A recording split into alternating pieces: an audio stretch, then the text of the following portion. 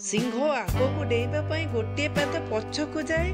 तेणु जदि जीवन तुमको पछकु ठेली दिए तेबे भयभीत हुओ नहीं, कारण जीवन तुमको आगको डेइबा पई प्रस्तुत करुछि।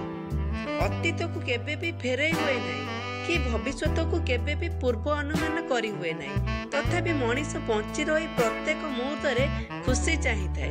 यह तो जीवन। प्रत्येक सकाळर सूर्य आम पई दुईटी रास्ता आनी दिए।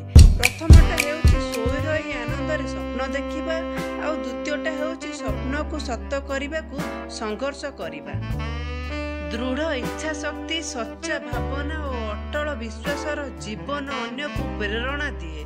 कथार अछि मनोबल सदृढ़ थिले मृत्यु को मध्य परास्त करि हुए। जहा होई सारिछि ताहा चिंता करंतु नहीं। प्रतिदिन सकाळु ध्यान करिबा आरंभ करंतु।